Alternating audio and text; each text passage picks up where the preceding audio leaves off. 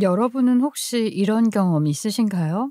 같은 사람이 맞나 싶을 정도로 가까운 사람들의 태도가 하루아침에 180도 달라지는 모습 말이에요. 힘없고 초라해 보일 때는 눈도 제대로 마주치지 않던 사람들이 어느 날 갑자기 앞다투어 웃음을 보이며 친한 척을 하고 내가 한마디 하면 박수라도 칠 기세로 맞장구를 치는 순간 불과 얼마 전까지만 해도 대놓고 무시하며 입에 담기 힘든 말들을 쏟아내던 이들이 이제는 제 눈치를 살피면서 기회만 되면 잘 보이려고 아등바등 굴 때 그 황당함과 통쾌함이 얼마나 묘하게 뒤섞이는지 여러분은 아시나요? 제게는 가족이라는 이름을 내세우며 저를 눌러 앉히던 사람들이 있었어요. 아무리 잘해도 흠을 잡고 어떻게든 깎아내리며 제 존재를 부정하고 자존감을 낮추려 들던 사람들이었죠. 그런데 시간이 흐르고 상황은 완전히 뒤집혔습니다. 제 앞에 고개를 들던 태도는 자취도 없이 사라지고 오히려 제 비위를 맞추느라 안달난 모습으로 바뀌었죠. 저는 오늘 바로 그 기막힌 변화를 직접 경험한 제 이야기를 들려드리려 합니다. 과연 어떤 반전이 있었던 건지, 어떻게 그렇게 태도가 바뀔 수 있었는지, 또 그 순간 제 마음은 어땠는지 끝까지 함께 들어보시면 분명 흥미로우실 거예요. 한번 시작해 볼게요.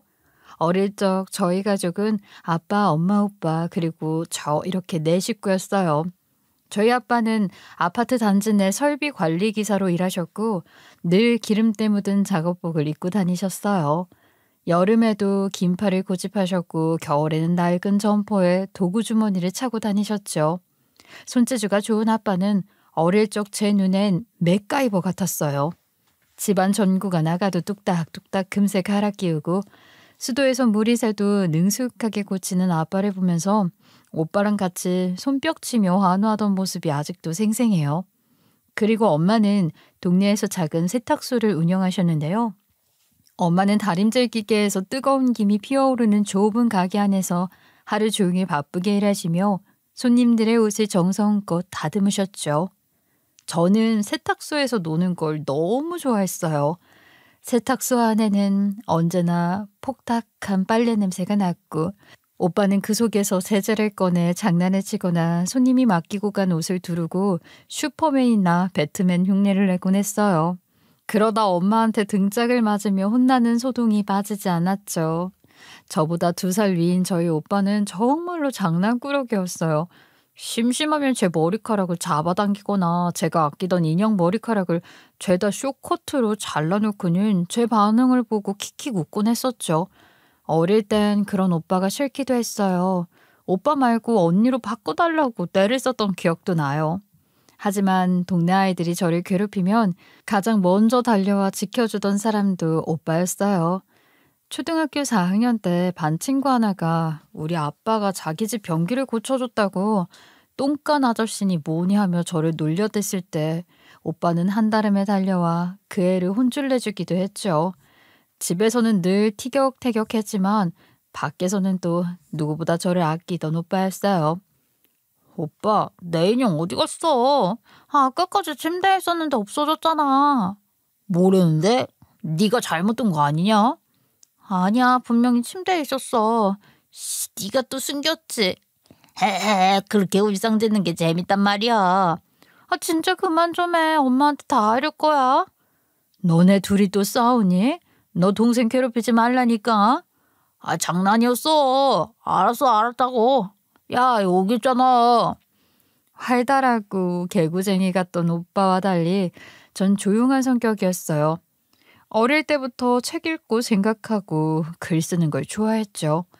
세탁소 구석 작은 탁자에 앉아 엄마가 다림질하는 걸 바라보며 낡은 공책의 짧은 이야기들을 끄적이는 게 제 일상이었어요.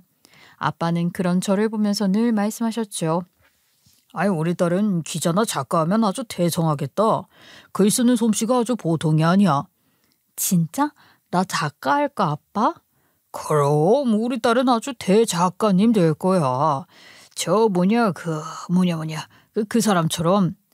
어이구 책을 뭘 읽어를 봤어야 작가 이름을 알지.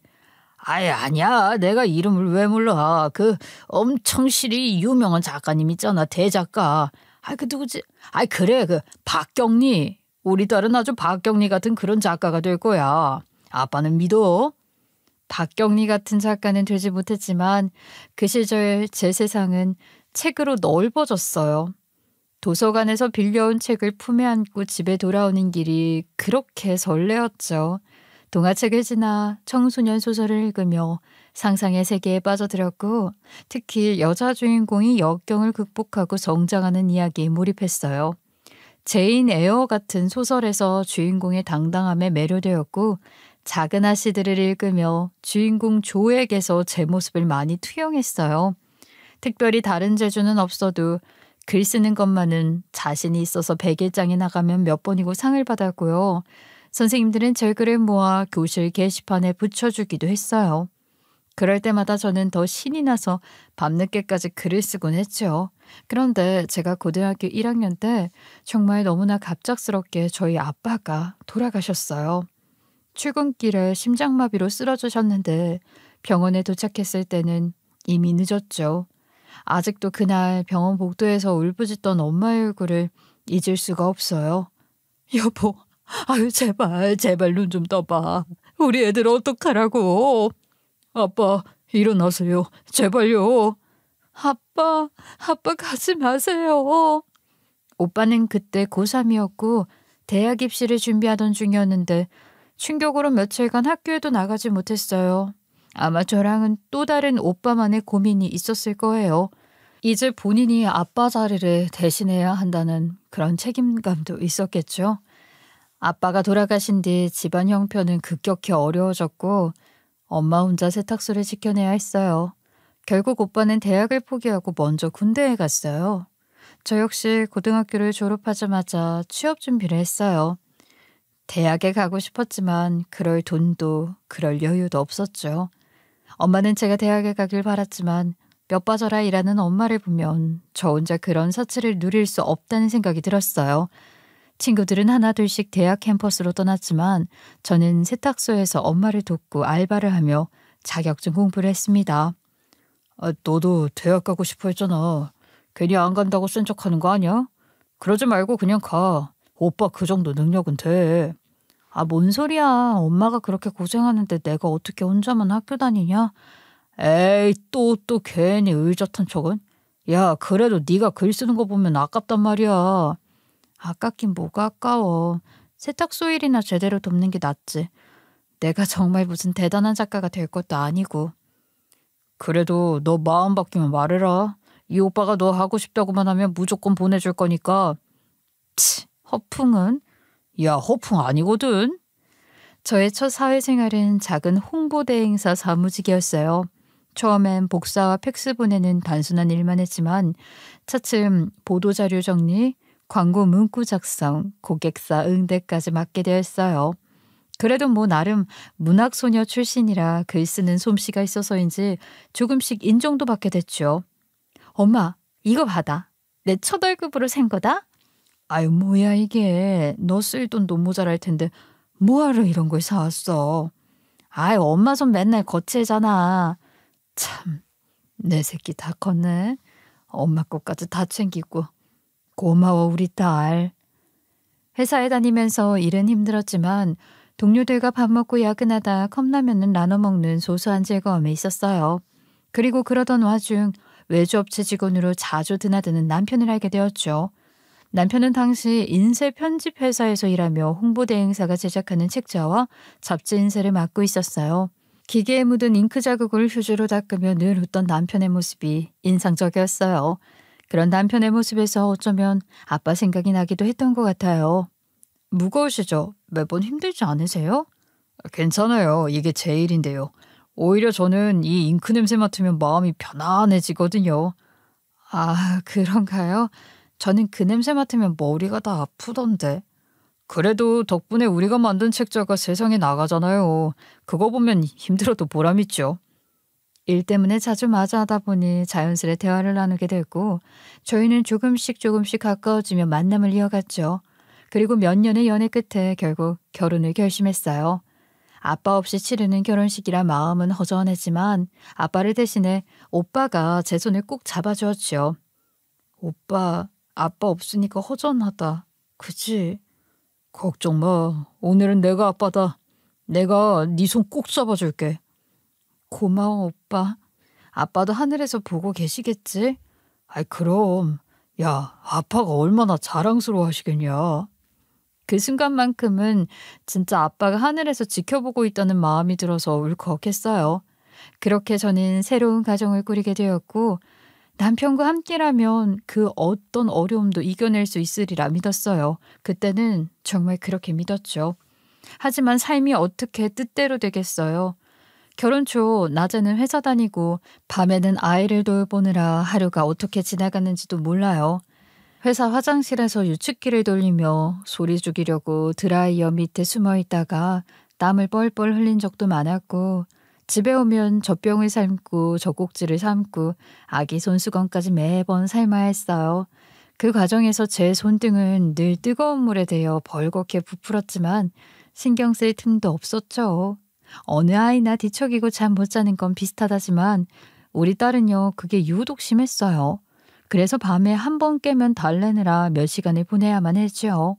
몇 년은 제대로 잠을 잔 기억이 없을 정도였습니다. 여보, 애 또 깼어. 지금 몇 시야? 새벽 3시 반이네. 오늘은 3-4번째네. 아이, 내가 안 할까? 아니, 그냥 내가 할게. 당신도 일해야 하잖아. 당신은 일 안 해? 내일도 출근인데. 그래도 나보다는 당신이 더 문제지. 당신은 기계 다루는데 졸리면 큰일이잖아. 난 괜찮으니까 좀만 더 참으면 되지. 괜찮은 게 어딨어. 당신 얼굴에 다 드러나. 애기 같이 보자. 일단 좀 눈 붙여. 그렇게 서로 번갈아 안고 흔들다 보면 동이 터 있었고 제 머릿속은 늘 안개 낀 것처럼 멍했어요. 지금 생각해보면 그게 아마 바로 산후우울증이었는데 그땐 그걸 병이라고도 인식하지 못했어요. 치료는커녕 그냥 방치된 채 몇 년을 그렇게 살았던 거죠. 그러니 더더욱 마음이 골마갔고요. 그리고 그날도 여느 때와 똑같이 분주했어요. 조금 일찍 퇴근한 후에 졸던 딸을 겨우 재운 뒤 아기 옷과 거주 손수건을 한 번 더 삶아 말려두려고 냄비에 물을 넉넉히 붓고 가스불을 아주 약하게 켜둔 채 방에 들어왔어요. 딸은 낮잠을 거의 안 자는 편이라 그날도 간신히 잠든 틈에 저도 같이 누웠다가 그만 눈이 감겨버렸죠. 알람을 맞춰뒀지만 그 작은 소리는 젖은 베개와 제 숨결에 파묻혀버렸어요.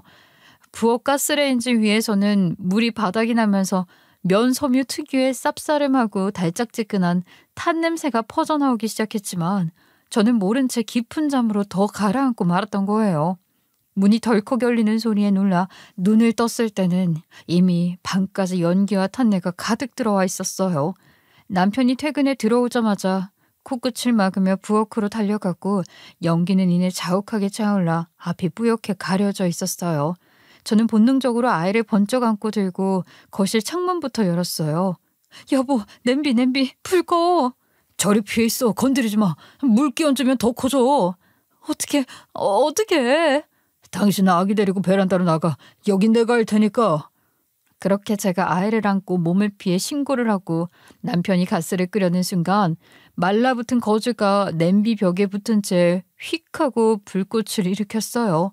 남편은 욕실에서 젖은 수건을 들고 나와 불길을 눌렀지만 뚜껑이 들썩이며 뜨거운 수증기가 터져나오면서 남편의 손등과 팔 안쪽을 그대로 덮치고 말았습니다. 순간 남편이 비명을 지르며 냄비를 들어 밀어내려 했는데 손잡이에 열기가 그대로 있어서 미끄러져 바닥에 무릎을 찧었고 시뻘개진 손등 피부가 하얗게 일어나며 물집이 순식간에 잡혔어요. 여보, 손 괜찮아? 괜찮아. 아이부터. 애는 내가 안았어.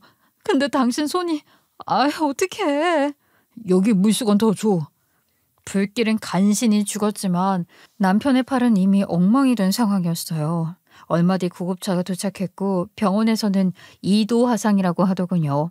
며칠 간격으로 드레싱 교체와 괴사된 피부 제거, 감염 여부 관찰이 필요하다고 했어요. 의사가 차분히 설명하는 동안 제 귀 속에는 마치 가스 타이머 알람 소리가 뒤늦게 울려 퍼지는 것만 같았어요. 부엌에서 눈을 떼지 말았어야 했는데 그렇게 잠들면 안 되는데 모든 게 다 제 잘못이었어요. 머릿속에서는 나 때문이야, 다 나 때문이야 라는 말만 끊임없이 반복됐어요. 그 뒤 며칠은 정말 지옥 같더라고요.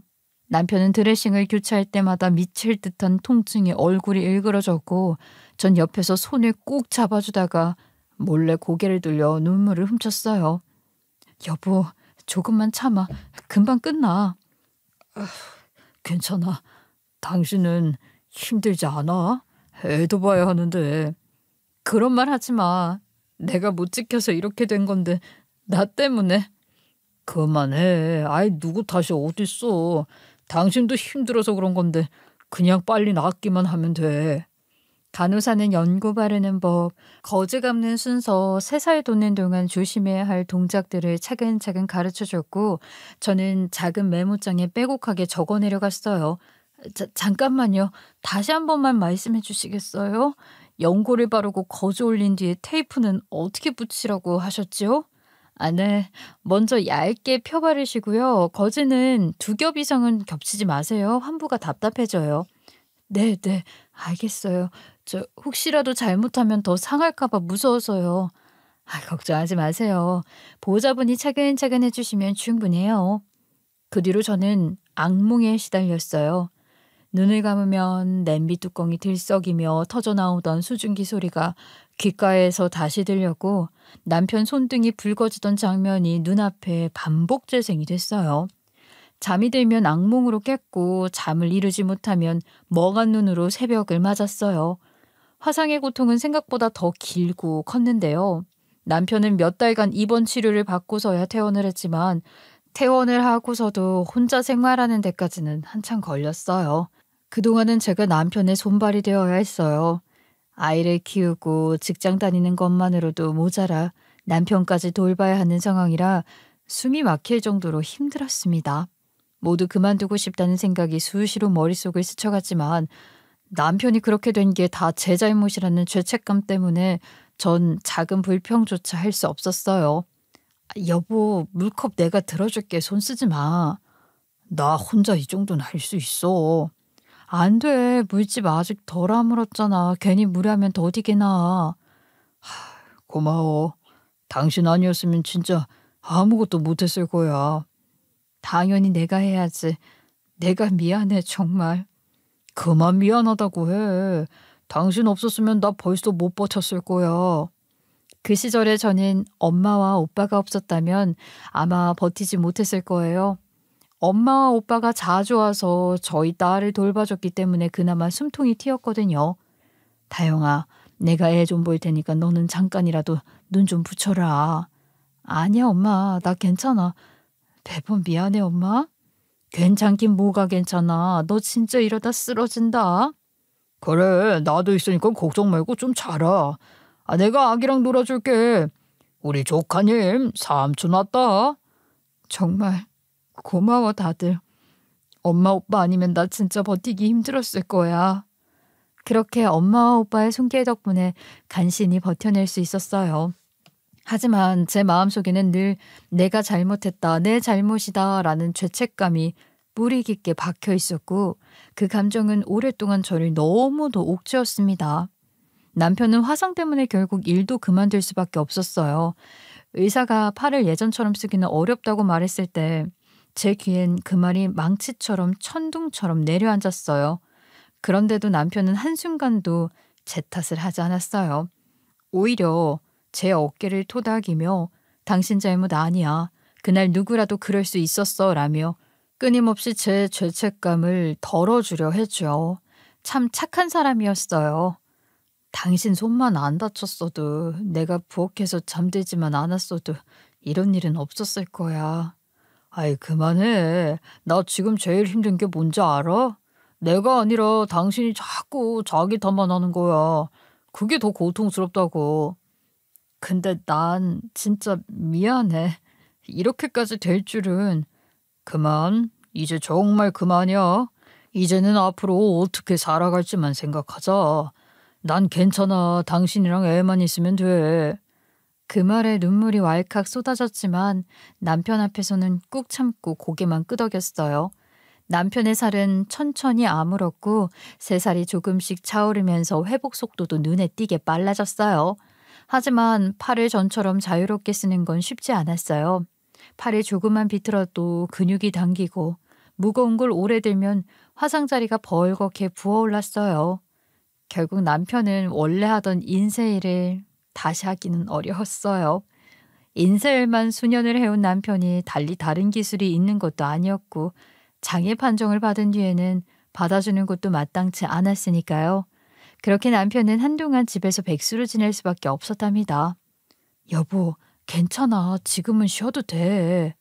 나는 하루 종일 집에만 있으니까 숨이 막혀. 당신 혼자 회사 다니고 애 보고 미안해서 미칠 것 같아. 미안할 게 어딨어. 난 당신이 살아서 옆에 있는 것만으로도 충분해. 그래도 남자 체면이 있지. 하루라도 빨리 다시 일하고 싶다. 그렇게 2년을 넘게 버티던 남편은 긴 재활 끝에 예전처럼 몸을 쓰는 일은 못해도 예전에 같이 일하던 사람 소개로 작은 출판사에 들어가게 됐어요. 직원이라고 해봐야 대여섯 명 남짓? 낡고 오래된 건물의 사무실은 여름이면 습기가 차고 겨울이면 난방이 잘 안 돼 손끝이 얼어붙는 곳이었죠. 비가 오면 천장에서 물이 떨어져 책 위에 신문지를 덮어야 했고 화장실 변기마저 삐걱거리며 덜컥거렸지만 그래도 남편은 만족했어요. 당신 괜찮겠어? 난 혼자 더 일해도 되는데. 아니야, 일을 할 수 있다는 게 어디야. 경력사 타보면 언젠간 나아지겠지. 나 당신이랑 애한테 당당해주고 싶어. 그 말에 마음이 짠했어요. 전에 벌던 월급에 비하면 간신히 생활비를 메우는 수준이었지만 남편은 출근길마다 허리를 곧게 세우고 씩씩한 척했어요.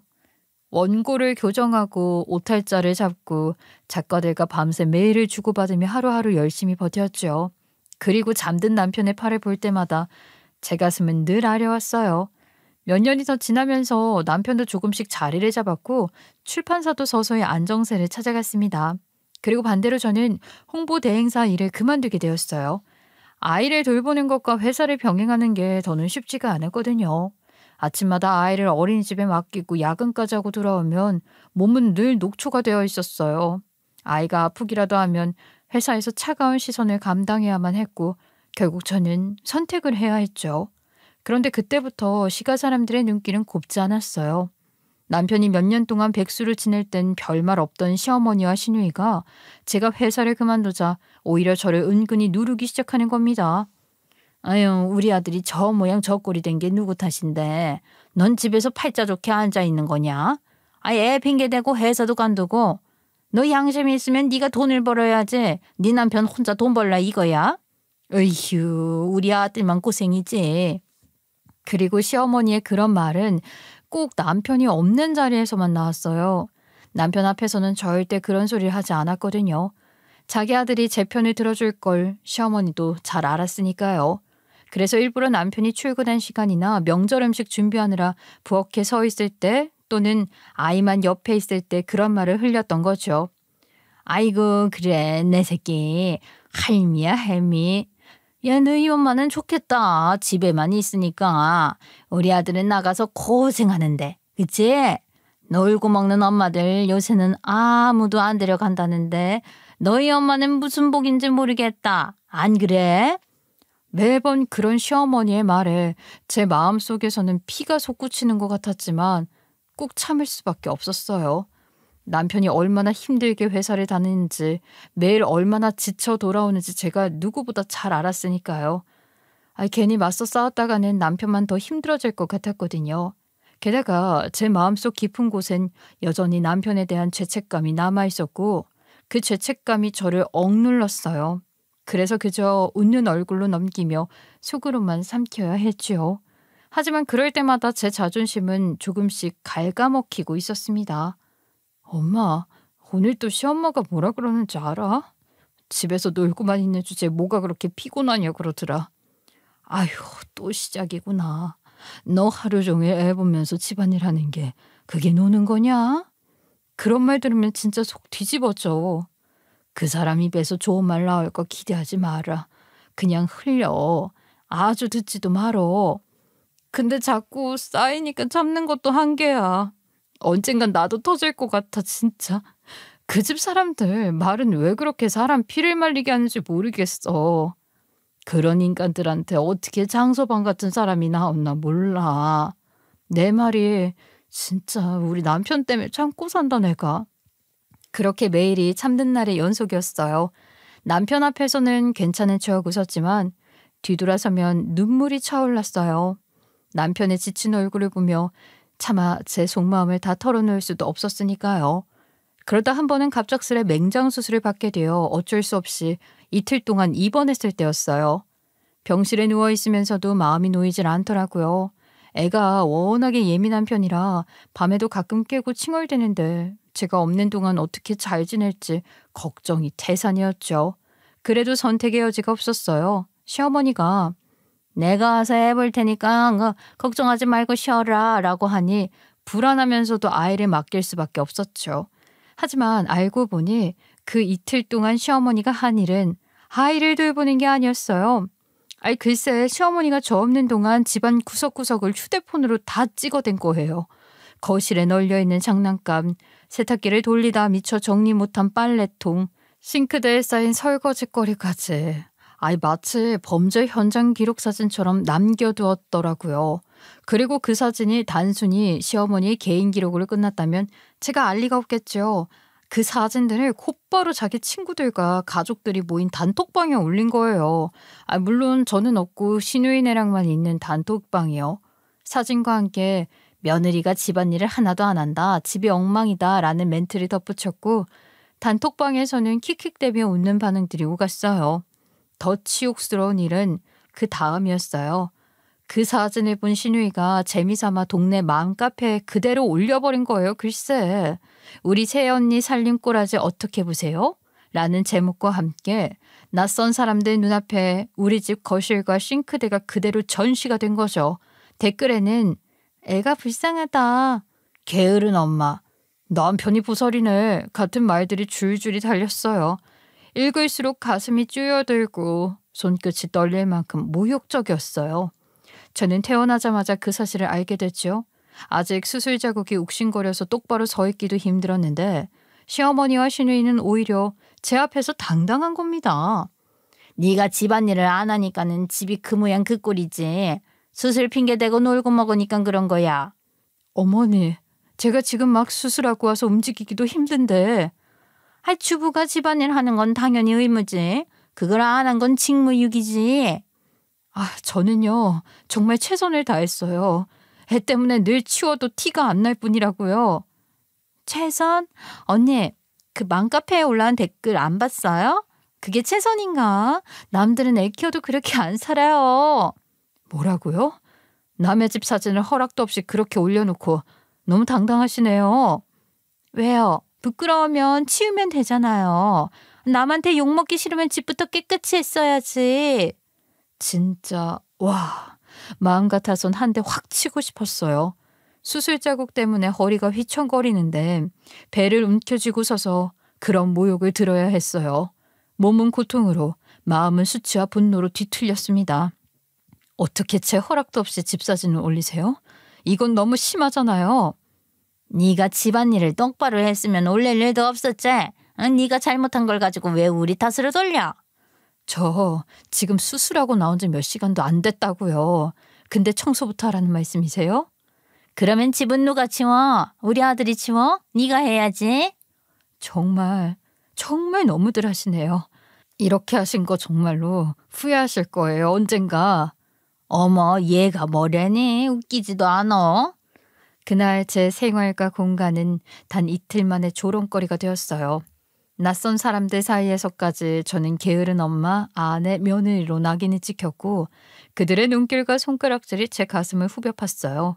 몸은 수술 자국 때문에 끊임없이 욱신거렸지만 마음은 훨씬 더 큰 상처를 입었어요. 저는 집안일을 게을리한 적이 없었어요. 애가 울고 칭얼대서 치우다 만 거, 젖병 삶다가 아이 먼저 달래느라 놓친 거, 그런 흔적들이었을 뿐이라고요. 하지만 그들은 제 사정을 고려하지 않았어요. 그냥 집안을 엉망으로 만들어 놓고 게으름 피운 여자로 몰아붙였죠. 그리고 그날 이후 전 다짐했어요. 반드시 이 치욕을 돌려주겠노라. 그날의 모멸감은 단순한 불편이나 불화가 아니었어요. 평생 갚아야 할 빚처럼 제 가슴 깊은 곳에 응어리로 새겨졌어요. 그리고 전 그걸 반드시 꼭 갚아주기로 다짐했습니다. 그리고 얼마 뒤 남편이 부장으로 승진했다는 소식이 전해진 날 시가 식구들이 오랜만에 모였어요. 화기애애한 자리가 될 거라 생각했죠. 그동안 남편이 얼마나 고생했는지 재활 끝에 다시 일어서 얼마나 치열하게 버텼는지 다들 알 테니까요. 그런데 분위기는 제 예상과는 전혀 달랐습니다. 시어머니가 식탁 위에 두툼한 서류 봉투를 꺼내더니 그 자리에서 이혼 소장을 내미는 겁니다. 봉투가 탁 하고 식탁에 떨어진 순간 공기가 싸늘하게 굳어졌죠. 너만 아니었으면은 내 아들이 부장이 아니라 사장도 됐을 거다. 너 때문에 부정 타서 안 된 거라고. 너는 처음부터 우리 아들 급에도 안 맞았다고. 이제라도 늦지 않았으니까 너 깔끔하게 이혼해라. 뭐라고요? 엄마, 지금 무슨 말을 하는 거야? 뭐가 내가 틀린 말 했어. 쟤 집안에 들어오고 난 뒤로 일이 꼬이기만 했잖아. 네 팔이 누구 때문에 그 꼴이 됐는데. 부정 타는 건 다 이유가 있는 거야. 진작에 이혼을 시켰어야 했는데. 그 말은 제 귀에 가시처럼 꽂혔어요. 그동안 수없이 긁어댈 때도 남편 생각해서 꾹꾹 참았는데 이제 대놓고 이혼 소장까지 내미는 걸 보니 더는 참을 이유가 없었죠. 전 차갑게 웃으며 조용히 준비해둔 반전을 꺼냈습니다. 알지도 못하면서 웃기지도 않네. 그쪽 아들이 과연 누구 덕에 승진을 했을까요? 뭐라고? 부정이니 뭐니 말씀하시는데 그동안 제가 뭘 했는지 한 번이라도 들여다보셨어요? 모두가 의아한 눈으로 저를 바라봤어요. 그제야 저는 몇 년 전부터 써온 제 이야기를 펼쳐놓기 시작했어요. 사실 저는 몇 년 전 취미처럼 웹소설을 쓰기 시작했어요. 원래는 읽기만 하다가 읽지만 말고 나도 한번 써볼까 싶어 키보드를 두드린 게 시작이었죠. 낮에는 직장에서 일하고 밤에는 글을 쓰는 생활을 이어갔어요. 처음엔 그냥 재미로 쓰던 글이었지만 조금씩 독자 수가 늘고 반응이 커지기 시작했어요. 처음에는 조회수 몇십 찍히는 게 다였어요. 근데 어느 순간 수천 수만이 됐고 플랫폼에서 상위권에 제 글이 오르기 시작했죠. 그때부터 수익도 들어오기 시작했고요. 설마 그게 그 정도 돈이 된다고? 네, 제 월급을 훨씬 웃도는 수익이었어요. 그래서 제가 회사를 관둔 거예요. 집에서 빈둥거린 게 아니라 글을 쓰고 있었던 거라고요. 아이고 무슨 제가 뭘 안다고 그런 걸 쓴다는 거야? 엄마 들으세요. 다 사실이에요. 이 사람 아니었으면 나도 승진 절대 못했어. 남편이 그렇게 말하자 시어머니 얼굴이 굳어졌어요. 사실 그렇게 제 작품이 흥하면서 여러 출판사에서 출판 제안이 들어왔었거든요. 대형 출판사에서도 조건을 내걸고 줄을 섰지만 저는 모두 거절했어요. 그리고 저는 오직 남편이 다닌다는 이유만으로 아주 작은 출판사와 단독 계약을 맺었죠. 다른 회사들이 훨씬 좋은 조건을 당연히 내밀었지만 전 남편이 다니는 회사에 힘을 실어주고 싶었어요. 그래서 거길 선택한 거죠. 우리 출판사가 그때만 해도 이름 없는 회사였어. 근데 이 사람 작품이 간판이 되면서 회사가 조금씩 성장을 할 수 있었던 거라고. 진짜 그게 다 새언니 작품 덕분이라고? 그렇다고. 지금 회사 매출 90%가 이 사람 작품에서 나와. 대표도 회장님이라고 부를 정도라고. 이 사람이 벌어들이는 인세는 얼마인지 아냐? 세연이 너 네 남편 돈 잘 번다고 자랑했지? 근데 네 남편 연봉? 우리 아내 한 달 월급이야. 그거 알아? 실제로 출판사 직원들은 농담 반 진담 반으로 저를 사장님 위에 회장님이라고 불렀어요. 대표도 저만 보면 아유 회장님 오셨습니까 하며 장난스레 굽신거릴 정도였어요. 덕분에 남편이 속한 출판사는 업계에서 조금씩 존재감을 드러냈고 남편은 그 성장의 혜택을 입어 부장으로 승진할 수 있었던 겁니다. 그러니 이제 누가 누굴 덕을 받는지 말할 수 있겠죠? 남편이 승진 못한 게 제 탓이라고요? 지금 회사가 여기까지 온 게 누구 덕인데요? 그게 엄마, 이제야 이해가 돼? 우리 집안 무너뜨린 게 이 사람이 아니라 나를 지켜내고 일으켜 세워준 사람이라고. 나 이 사람 아니었으면 절대 이렇게 못 살았어. 진작에 주저앉고 좌절했을 거라고. 알아? 그러니까 다시는 이따위 말하지 마. 그럼 나 엄마 안 봐. 순간 시어머니 얼굴은 하얗게 질렸어요. 한마디도 못하고 고개만 떨군 채 입술을 달싹였지만 아무 말도 나오지 않았어요. 순식간에 분위기가 뒤집혔고 그동안 무시와 타박을 일삼던 시어머니와 시누이는 얼어붙은 표정으로 자리에 앉아있을 수밖에 없었습니다. 그리고 그날은 시작에 불과했죠. 그날 이후 시가의 태도는 정말 눈에 띄게 달라졌어요. 이혼 소장을 들이밀며 호통치던 시어머니가 불과 며칠 만에 제 눈치를 살피기 시작한 거예요. 예전 같았으면 제가 앉기도 전에 눈짓을 주며 밥상이나 차려라 했을 사람이 이번에는 제가 집에 들어서자마자 서둘러가지고 차려둔 밥상을 내주며 내 앞에 밀어주며 오히려 웃음을 지었죠. 예. 네가 좋아하는 갈비찜 이거 잔뜩 했어. 그리고 저 후식으로 무화과도 준비했다. 전남 영암까지 가가지고 직접 사온 거야. 네? 어머니가요? 직접요? 그럼 우리 며느리 주는 건데 그 정도는 할 수 있지. 네가 처음부터 좋아한다는 건 내가 기억했지. 그러니까 많이 먹어. 웬일이야 엄마가? 야 이놈아, 내 며느리 입에 들어갈 건데 뭐든 아끼겠니? 귀를 의심할 정도였어요. 아이고, 그 전까지는 밥을 함께 먹으면서도 은근슬쩍 저를 타박하기 바빴던 사람이 이제는 메인 반찬의 모조리 다 제 앞으로 밀어주고 있었으니까요. 전에는 늘 제가 설거지와 뒤치다꺼리를 해야 했어요. 하지만 이제는 제가 수저 만들려고 해도 시어머니가 허겁지겁 일어나 저를 막아섰어요. 어머니 됐어요. 제가 치울게요. 아니야 내가 할게. 네 손은 글 쓰는 귀한 손인데 함부로 물 닿게 하면 안 되지. 어머니 예전에는 제 손 보시면서 아유 옛날 얘기 왜 자꾸만 응? 내가 괜히 그랬어. 앞으로는 내가 다 할 거니까 너는 그냥 가만히 앉아만 있어. 응? 그 말을 들으니 속으로 피식하고 웃음이 났어요. 불과 몇 달 전만 해도 제 손을 가리키며 남편 팔자 망쳐놓고 네 손은 왜 그리 말짱하냐 라며 비아냥거리던 사람이 이제는 손끝 하나 귀하게 여기는 척하는 모습을 보니 좀 어이가 없으면서도 묘한 통쾌함이 올라왔죠. 그러다 제 작품이 드라마 논의까지 오르내린다는 소식이 시가에 전해지자 시가 사람들의 태도는 더 노골적으로 바뀌었어요. 모 유명 제작사가 제 소설에 눈독을 들이고 있다는 말이 나오자 특히 시누이의 태도는 극적으로 변했죠. 예전엔 제 앞에서 툭툭하고 말을 내뱉으며 오빠는 불쌍하지 와이프 잘못 만나서 고생만 하고 라던 사람이었잖아요. 그런 시누이가 이번엔 전화를 걸어왔는데요. 목소리부터가 달라져 있더라고요. 새언니, 혹시 그 배우 진짜 캐스팅 되는 거예요? 무슨 얘기하는 거예요?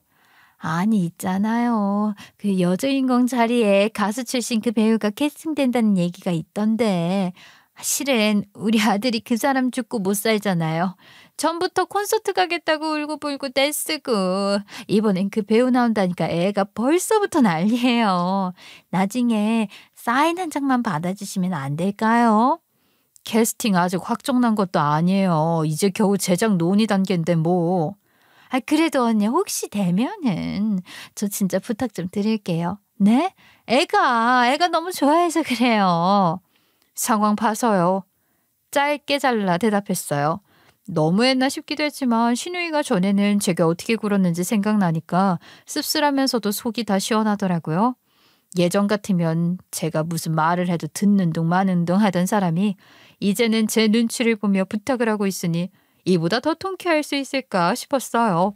그 뒤로도 시간은 변했어요. 제가 무슨 말을 하면 고개를 끄덕이며 맞장구를 쳤고 명절 차례상 앞에서도 저를 앞세워서 우리 며느리가 다 한 거야 라고 치켜세웠어요. 심지어 친척들 앞에서도 일부러 제 편을 드는 말을 하고요. 우리 며느리가 얼마나 대단한 사람이야. 글 쓰는 재주 하나로 집안을 이렇게 일으킨 거 보라고. 그 말에 저는 겉으로는 웃었지만 속으로는 이미 선을 그었어요. 그들의 태도가 바뀐 건 제가 잘 나가니까 그런 거지 저라는 사람을 진심으로 존중해서가 아니었으니까요. 그래도 그 순간만큼은 오랫동안 눌려있던 게 좀 후련은 했어요. 시가 사람들은 이제 어디를 가든 저를 앞세워 자랑하기 바빴어요. 친척들이나 친구들을 불러 모은 자리에서 시어머니는 주구장창 제 이야기만 꺼냈죠. 아이, 우리 며느리 그래. 요즘 세상에서 제일 잘 나가잖아. 그 드라마도 나온다니까 아주 대박이 날 거야. 너희들 그 미리미리 사인 받아놔라. 나중에 줄 서도 못 받는다. 정말이야? 이야, 대단하다. 며느리 덕에 집안이 빛났네. 그럼 우리 아들보다 며느리 덕 보는 게 더 크다니까. 옆에서 듣고 있으면요 우습기까지 하더라고요. 아유, 예전 같았으면 우리 아들이 마누라 잘못 만나 팔자 다 망쳤다 하던 사람이 이제는 제 이름을 제일 먼저 꺼내들며 어깨를 으쓱거리고 있었으니까요. 어느 날은 시어머니가 친구들을 데리고 우리 집 근처까지 일부러 온 적도 있었어요. 예. 오늘 내 친구들이랑 근처에 볼 일이 있어서 말이야. 너 잠깐 얼굴만 보여주면 안 되니? 아, 오늘 원고 마감이라서요. 시간이 도저히 안 돼요. 아이, 그래? 아, 그래. 바쁘지. 네가 바쁘다는데 내가 뭘 더 바라겠니? 아, 그러면 다음에 기회 되면 보여줘. 아이, 친구들이 멀리서 와서 한번 보려고 했던 건데 뭐. 네가 귀한 사람이니 바쁜 게 당연하지. 엄마, 괜히 와이프 불러내고 그러지 마. 요즘 잠도 못 자고 쓰고 있어. 아이고, 알았어. 우리 며느리 몸 상하면 안 되지. 다음에 하자. 깨갱하는 모습이란 게 딱 그런 거였어요. 예전 같았어 봐요. 내 아들 신세망친 것이란 한마디로 저를 부려먹던 사람이 이제는 제 스케줄 하나에 벌벌 떨며 맞춰주고 있었으니까요. 전에는 제 앞에서 대놓고 비아냥대던 시누이도 태도가 달라졌어요. 새언니, 저 진짜 요즘 새언니 작품 챙겨보느라 밤새는 날도 있다니까요. 회사 동료들한테도 다 자랑했잖아요. 형님 글이 사람 마음을 울리잖아요. 앞으로도 계속 잘 써주세요, 작가님. 아가씨, 말 바꾸는 속도는 정말 놀라운데요. 그래도 뭐 그렇게라도 보시니 다행이네요. 아유, 새언니도 참 언제적 이를. 농담하지 마세요. 제가 얼마나 팬인데요. 그렇게 제 앞에서는 납작 엎드리고 사람들 앞에서는 저를 떠받들며 자기들 자랑거리로 삼고 있었어요. 솔직히 웃기기도 했지만 통쾌하다는 마음이 더 크더라고요. 그런 시가 사람들을 보다 보니 처음 원고를 쓸 때가 떠올랐어요. 새벽마다 키보드 소리에 아이가 깰까 숨죽이며 쓰던 순간들, 졸음을 참아가며 손끝으로 이야기를 이어가던 날들, 그 모든 노력이 결국 이런 자리에 저를 앉힌 거였잖아요. 여보, 그때 새벽마다 잠 안 자고 쓰던 게 다 이렇게 된 거야. 당신이 다 해낸 거라고. 맞아. 그때는 힘들었는데 지금 생각하니까 다 보람이네. 그냥 쓰고 싶어서 시작한 건데 이렇게 될 줄은 나도 몰랐어. 나는 근데 그때도 믿었어. 당신 글은 언젠가 잘 될 거라고. 고마워. 당신이 옆에 있었으니까 버틸 수 있었던 거야. 그렇게 시가의 태도는 완전히 뒤집혔어요. 이제는요, 제가 말 한마디만 해도 모두 고개를 끄덕끄덕였고요. 제 눈치를 보며 맞장구를 쳤어요. 그동안 제게 쏟아냈던 무시와 타박은 조금도 남아있지 않았어요. 오히려 지나치게 비율을 맞추느라 허둥대는 모습만 보였죠. 솔직히 저도 뭐 좀 즐겼어요. 그동안 당했던 걸 생각하면 이 정도는 즐겨도 되지 않나 싶었거든요. 제 손에 쥐어진 힘이 어떤 건지 시가 사람들 모두 뼈저리게 느끼고 있었으니까요. 제 위상은 조금도 흔들리지 않았어요. 첫 작품이 베스트셀러로 자리 잡은 뒤에도 여전히 웹소설 플랫폼 상위권에는 제 이름이 걸려 있었고요. 독자들은 매 회차마다 수많은 댓글을 남기며 다음 이야기를 기다려줬어요. 플랫폼 알림창에는 늘 새 댓글 알림이 쏟아졌고요. 작가님 덕분에 오늘도 산다. 업로드 기다리는 게 제 삶의 낙이다 같은 글들을 볼 때마다 제가 가는 길이 헛되지 않음을 실감했죠. 출판사에서는 제 작품 덕분에 해마다 실적이 갱신되었고요. 대표는 만날 때마다 여전히 두 손을 모아 절하듯 인사를 했어요. 아, 작가님, 다음 신작만 나오면 우린 또 한 번 도약합니다. 진짜 출판사 직원 모두가 작가님만 바라보고 살아요. 아유, 대표님 너무 띄워주시네요. 저도 물론 뭐 부담이 크지만 좋은 작품으로 보답할게요. 부담이라니요. 작가님이 쓰시면 무조건 잘 됩니다. 이번에도 초판 예약 물량 이미 다 나갔어요. 재고 걱정은 하지 마시고요. 실제로 다음 작품은 출판을 앞두고 있었어요. 사전 예약만으로 초판 물량이 매진되었다는 소식이 들려왔죠. 출판사 직원들이 회의 자리에서 제 이름이 언급될 때마다 어깨가 들썩이고 영업팀은 벌써 후속 인쇄 계획까지 짜느라 분주했어요. 드라마 논의도 본격화되는 중이에요. 대본 작업을 위해 각색 작가들이 몇 차례 제 집으로 찾아와 원작자의 의도를 꼼꼼히 물어갔고 캐스팅 이야기가 흘러나올 때마다 어깨 소문으로 퍼져나갔죠. 온라인 커뮤니티에는 제발 드라마로 나왔으면 원작자 필력 그대로만 가도 대박 난다. 원작 망치지 마라 라는 글이 쏟아졌고 독자들은 벌써부터 드라마 방영 날짜를 손꼽아 기다리고 있죠. 저 역시 기대가 돼요. 제 이야기가 제 손을 떠나 새로운 모습으로 세상에 펼쳐질 거라는 생각에 가슴이 벅차곤 하죠. 남편은 여전히 부장 자리에서 묵묵히 일하고 있습니다. 예전처럼 불안한 눈빛으로 제 곁에 서 있던 남편이 이제는 당당하게 업계 안에서 자리를 잡아가고 있었죠. 심지어 시조카도 저에게 와서는 부끄러움 가득한 얼굴로 부탁하곤 했죠. 큰엄마, 우리 반 애들이 큰엄마 소설 엄청 좋아해요. 사인 좀 해주시면 안 돼요? 친구들이 난리예요. 그래? 그럼 몇 권 가져와. 이름 적어줄게. 우와, 진짜요? 감사합니다, 큰엄마. 새언니, 우리 찬이도 크면은 글 잘 쓰게 가르쳐 주세요. 새언니 제주 반만 닮아도 걔 인생 성공이지 뭐. 아이고, 뭐 별 말씀을요. 애들 좋아하는 거 있으면 그게 다 재주로 이어지는 거예요. 그래도 새언니 같은 글쟁이는 아무나 되는 게 아니죠. 우리 집안에 이런 사람이 있다는 게 자랑이야 정말. 저는 지금도 여전히 밤마다 글을 쓰고 있습니다. 키보드 소리를 들으며 잠들던 아이는 어느새 자라 스스로 책을 꺼내 읽는 나이가 되었어요. 가끔 책장에 꽂힌 제 책을 꺼내 들고는 천진난만하게 웃으며 말하곤 해요. 우리 엄마 진짜 잘 나가는 작가님이잖아. 친구들이 다 알아. 아이고, 그래? 우리 딸이 그렇게 말해주니까 엄마가 더 힘이 난다. 엄마, 나중에 나도 책 쓸래. 엄마처럼. 좋지. 엄마가 옆에서 다 도와줄게. 네가 무슨 얘기를 써도 다 응원할 거야.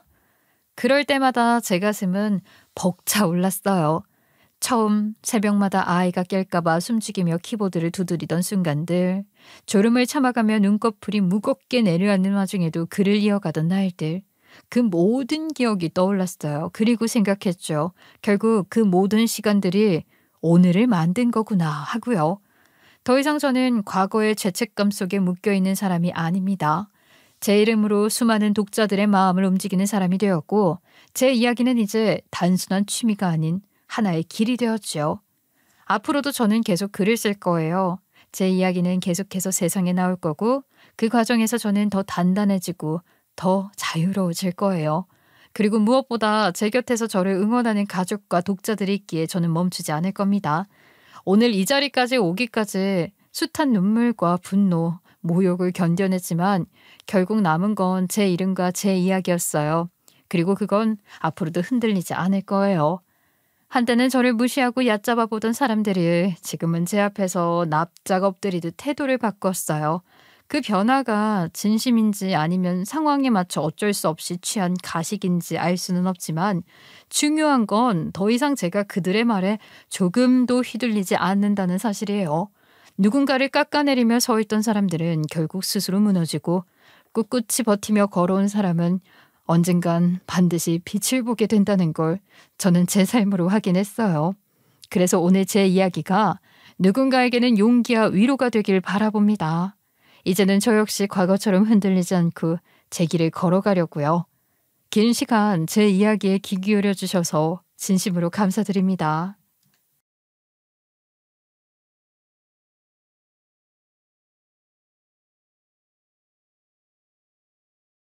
안녕하세요. 제가 사연을 보내게 되다니 신기하네요. 저랑 남편은 30대 후반이고 결혼할 땐 둘 다 비슷한 급의 회사에 다녔어요. 남들 하는 것처럼 연애하다 마음에 들어 결혼했는데 결혼해서 맞춰 산다는 게 참 힘들더군요. 결혼할 때나 지금이나 시댁보단 친정이 형편이 더 나았어요. 그걸 의식했는지 시댁에서 저한테 잘해줬고 그래서 처음엔 결혼 생활이 힘들다는 걸 잘 몰랐어요. 하긴 친정 아버지는 제가 20대 초반에 돌아가셨는데 시댁에서는 두말 없이 결혼을 승낙해 주신 것만 봐도 친정 재력을 무시하지 못했던 것 같네요. 친정 엄마가 외할아버지 이어받은 사업 규모가 꽤 컸거든요. 물론 시댁도 형편이 나쁘지 않았고 시부모님 두 분 먹고 살 정도는 충분했는데 양가 모두 결혼 자금 보태줘도 부담스럽지 않을 정도는 돼서 큰 장애물 없이 결혼했던 것 같아요. 사실 나 시부모님이 결혼 바로 승낙해 주셔서 놀랐어. 우리 집은 아버지가 안 계시잖아. 요즘에야 그게 큰 흠이 되진 않는다지만 부모님 세대는 또 그게 아니니까 괜히 걱정 많이 했는데 별 이야기 안 하시니 감사하네. 사람만 좋으면 됐지. 뭐 그런 걸 다 따지시겠어. 인사드리자마자 며느리 너무 참하고 좋다 하시던데 벌써부터 며느리라고 하시니까 완전 마음에 드신 것 같아. 그러면 나야 감사하긴 한데 아무튼 그건 그렇고 준비할 것도 많더라. 뭐 이렇게 신경 써야 할 게 많은지. 어른들이 도와주신다고 하니까 적당히 도움 받자. 빚 없이 결혼하게 도와주신다는데 그걸 굳이 마다할 필요는 없잖아. 그래도 될까? 안 그래도 집이며 혼수며 필요한 거 다 도와주신다고는 하는데 그래도 부담되긴 해. 죄송하기도 하고. 에이, 그냥 다 받아. 우리 집에서도 이것저것 도와준다고 하시니까. 빚 없이 결혼하는 게 어디야. 요즘엔 집 한 채 마련하는데도 돈 꽤나 많이 들잖아. 외곽으로 가도 부담인데 좀 편하게 하자. 아마 시댁에서도 친정에서도 남편이랑 제가 서로 좋아하니 조건은 너무 따지지 않고 저희를 봐서 결혼 허락해주고 많이 도와주신 것 같아요. 양가에서 뭐든 다 도와주신다는데 그렇다고 너무 부담스러울 정도로 준비할 필요는 없어서 남들 하는 만큼만 맞춰서 결혼하게 되었죠. 집값도 양가 도움받아 공동 명의로 대출 없이 마련했는데 그게 참 도움이 많이 됐어요. 아무튼 저희는 또래보다 조금 더 부담 없이 결혼할 수 있었고 그냥 이렇게 살다가 애 생기면 애 낳고 안 생기면 억지로 가지지 말고 남들 사는 것만큼 살면 되겠다 싶었죠. 근데 순탄하게 잘 가던 배가 갑자기 폭풍우를 만나게 되었어요. 어쩔 수 없이 만난 폭풍우가 아니라 남편이 배가 뒤집힐 만한 곳으로 제 발로 걸어갔거든요.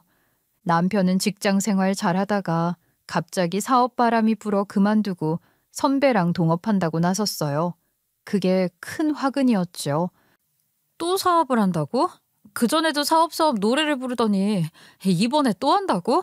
안 그래도 내가 정년 다 채우고 경험 쌓아서 해도 안 늦는다고 했잖아. 나 말고 친구들도 다 말렸다며. 시부모님도 나한테 당신 사업 못하게 신신당부하셨는데 주변에서 다 말리면 다 이유가 있는 거니까 다시 생각해봐. 갑자기 또 왜 그래? 그래도 진짜 좋은 거 하나 있단 말이야. 좋은 아이템 있을 때 얼른 시작해야지. 너도 나도 뛰어들면 금방 또 접어야 된다니까. 이럴 때 자리를 빨리 잡아두면 순탄하게 갈 거 아니야. 아니, 암만 그래도 너무 급하게 생각하는 거 아니야? 그리고 그 선배라는 사람 믿을 수 있어? 원래 동업은 하는 거 아니라는데. 아무리 생각해도 너무 성급한 것 같아. 다시 한번 생각해봐. 괜히 잘못되면 어떡하려고 그래. 왜 시작하기도 전에 부정적으로만 얘기해. 잘 될 수도 있잖아. 너무 안 좋게만 보는 거 아니야? 나 사업 잘 되면 당신도 좋을 건데 우리 선배 사업 보는 안목 대단하거든. 선배만 믿고 하면 수익은 말할 것도 없어. 얼마나 잘해주려고 하시는데 시작도 전에 초치지 말고 믿어봐. 그래도 동업이라는 게 참 돈 문제 얽히기 쉬운 건데. 조심해서 나쁠 거 없으니까 제발 신중하게 생각해. 그리고 회사 급하게 때려치우지 말고. 회사 다니면서 사업해도 되잖아. 잘 되면 그때 퇴사하면 되고. 회사는 관두지 마. 알았지? 아야, 알았어. 왜 이렇게 잔소리야. 내가 다 알아서 한다니까. 남편은 무조건 잘 될 거라는 생각만 했어요. 저는 그 모습이 불안해서 계속 걱정이었는데 남편은 자기 고집을 꺾지 않았어요. 옆에서 암만 아닌 것 같다. 불안하다고 해도 제 말은 귓등으로 들었고 결국에는 사업을 급하게 추진하더라고요. 나 직장 그만뒀어. 본격적으로 사업 제대로 해보려고. 뭐? 마음대로 그만뒀다고? 아니, 내가 그만큼 직장을 관두지 말라고 했잖아. 그 사업이라는 것도 불안하구만. 앞만 봐도 아닌데 왜 자꾸 고집을 부려? 그리고 왜 그렇게 성급하게 생각해? 사업이 애들 장난이야? 아이 진짜 왜 시작하기도 전에 자꾸 초를 쳐. 내가 알아서 한다니까. 내가 성공하면 그땐 뭐라고 하게? 내가 내일도 마음대로 못해. 당신한테 피해가는 것도 아니고 뭐가 문제야. 피해가 안 가다니. 사업 잘 안 되면 당장 생활은 어떻게 하려고. 수입도 없이 사업 준비하는 동안 나 혼자 벌어서 같이 살아야 하는데 그런 건 생각 안 해? 책임감도 못 느껴? 거기다 빚내서 사업한다며? 그 빚은 누가 다 갚아? 잘 안 되면 그거 다 나보고 갚으라고? 암만 그래도 어떻게 나한테 상의도 없이 마음대로 해? 중요한 건 같이 결정해야 하는 거 아니야? 사업 준비하면서 수입 마련할 것도 다 생각해뒀어. 빚도 많이 내는 것도 아니고 사업하는데 이 정도 자금은 있어야지. 왜 자꾸 그래? 사업 안 돼도 내가 다 갚을 거니까 신경 꺼. 내가 돈 많이 벌어다 준다니까. 걱정 마. 남편은 도리어 자기가 돈을 많이 벌어다 줄 거라며 호언장담했어요.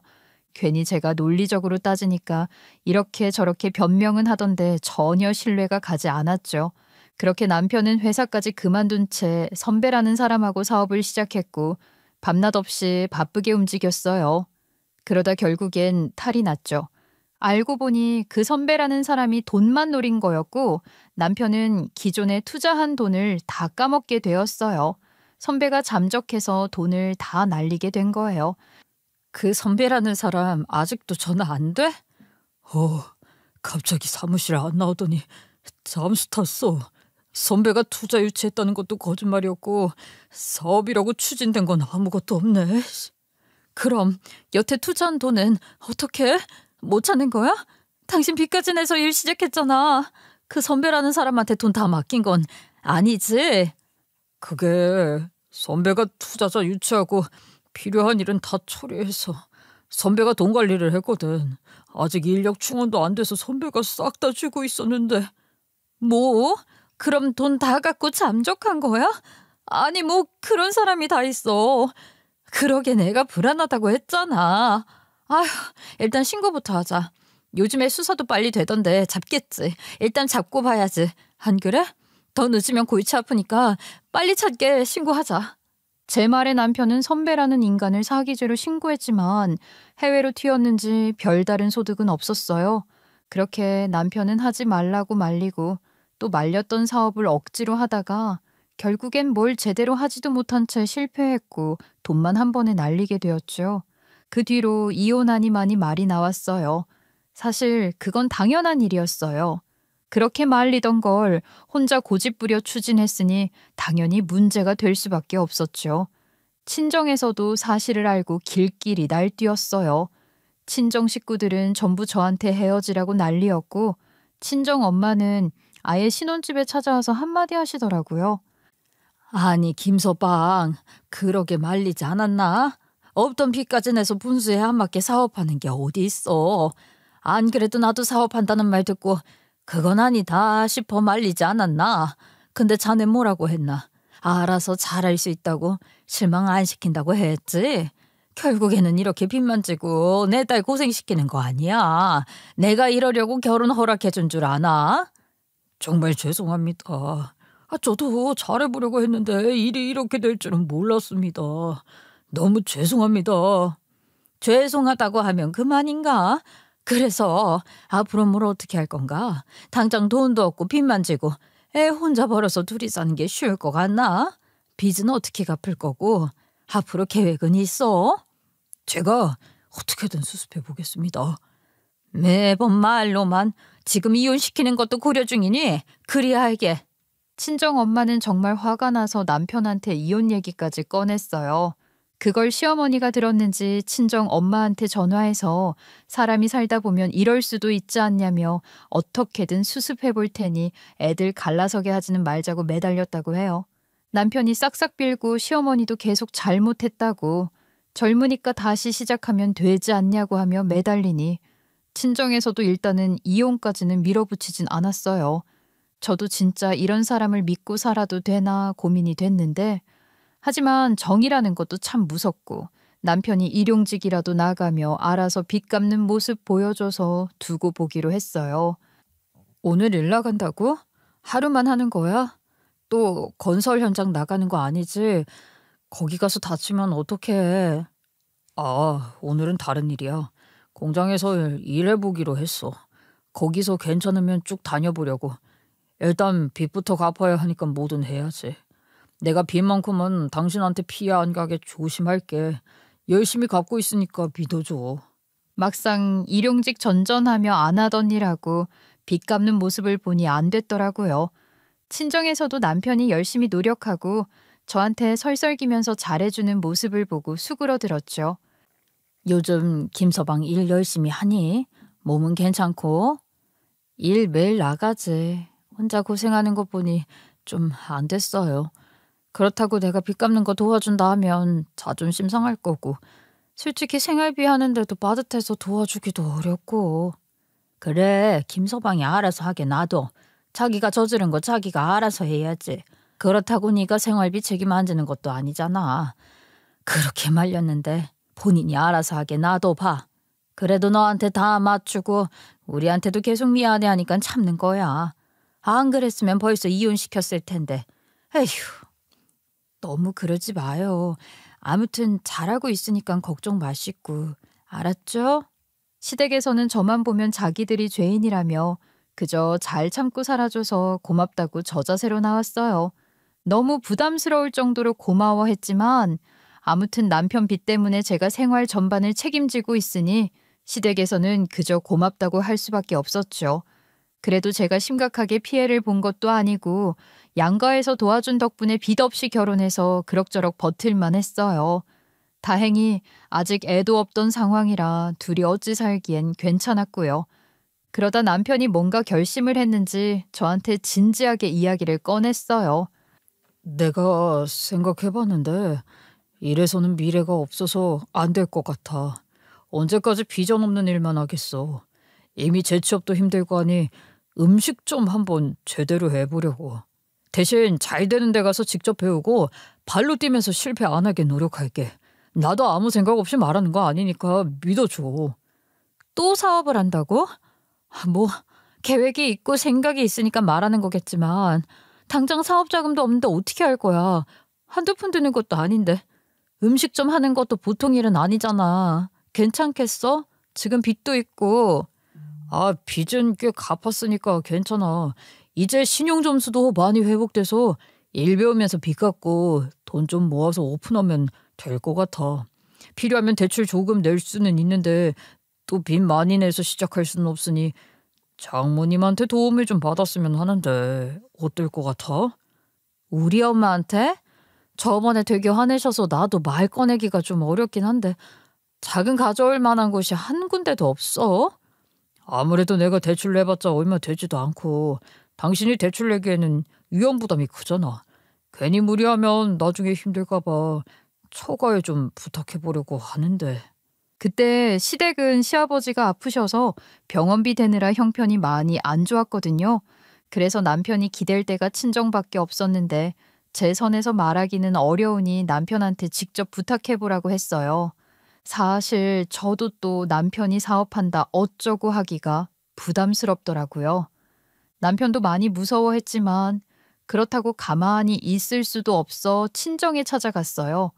남편은 친정에 가서 엄마한테 자기 계획을 얘기하면서 도와달라고 무릎 꿇고 빌기까지 했어요. 장모님, 이번 한 번만 도와주세요. 제가 진짜 제대로 배워서 사업해보려고 합니다. 이번에만 도와주시면 안 될까요? 저도 그냥 하는 게 아니라 확실하게 배운 다음에 오픈해보려고 하거든요. 그렇게 데이고 또 사업을 한다고? 자신 있는가? 이번에도 잘 안 되면 자네 앞으로 어떻게 살려고 그러는가? 그냥 취업한 게 낫지 않겠어? 아니면 공무원 준비라도 하던가. 그게 제가 이제 와서 취업하기도 힘들 것 같고 시험 준비도 버거워서요. 아직 빚도 남았는데 또 빚 내긴 어려워서 도와주셨으면 합니다. 그렇다고 공짜로 돈만 받으려는 건 아니고요. 갚아 나갈 테니까 도와주시면 안 될까요? 일단 생각은 해보겠네. 너무 기대하지 말고. 친정에서는 나름대로 가족 회의하면서 도와주니만이 계속 의견이 분분했어요. 처음에는 안 도와주려다가 이번에만 믿어보기로 했고 남편이 가게 오픈할 때 투자 개념으로 도와주기로 결정했지요. 남편도 맛집으로 소문난 데 가서 열심히 일을 배웠어요. 남편은 정말 일을 갈고 열심히 일했고 그 모습에 저도 마음이 많이 누그러지더라고요. 기대도 됐죠. 진짜 열심히 했거든요. 남편은 물류 운송이며 홀서빙, 설거지, 재료 관리 등등 여러 부분을 다 배운 다음에 본인 가게를 하나 오픈하게 되었어요. 이때 친정에서 지분을 절반 가져갔고 남편이 기존에 사업한다고 난리치면서 빚낸 걸 다 상환하면 수익을 일부 가져가는 방식으로 도와줬어요. 나 사실 처가에서 이렇게 잘 도와주실 줄 몰랐어. 솔직히 투자금 다 받아가고 수익금 가져간데도 할 말이 없는데 이번엔 진짜 잘할게. 대형 프랜차이즈가 아니라서 본사에 떼이는 게 없으니 내가 열심히 하기만 하면 처가에도 잘해드릴 수 있어. 그래, 뭐든 잘하겠지. 잘 돼야 하고. 이번엔 진짜 잘해보자. 남편은 자신만만하게 얘기했고 호언장담하는 모습에 저도 이번엔 믿어보자는 심정으로 옆에서 뭐든 도와줬어요.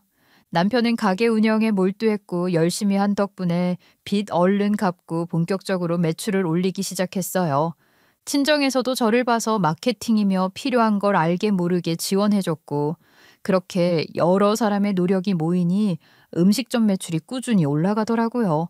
처음에는 남편이며 시댁이며 친정에 고마워하고 저한테도 늘 고마워했어요. 시어머니는 제가 시댁 가기만 하면 쉬라고 하기 바빴고 남편이 음식점 하니 남편 보고 부엌일을 거들라 했지요.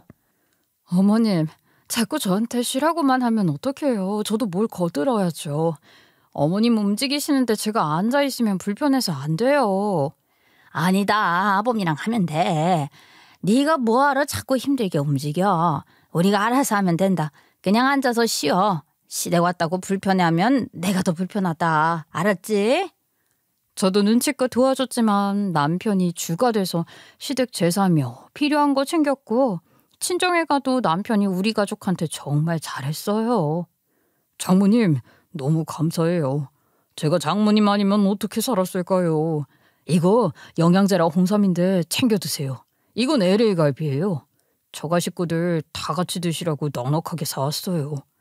아니, 자네는 사업하면서 빠듯할 텐데 뭐하러 자꾸 이런 걸 사들고 와. 빈손으로 와도 돼. 처가 식구들한테는 늘 고맙죠. 고마운 거 잊으면 안 되잖아요. 제가 갚을게 이런 거밖에 없으니까 뭐라도 챙겨드리려고요. 필요한 거 있으면 이 사람 통해서 말씀하세요. 제가 뭐든 다 사드릴게요.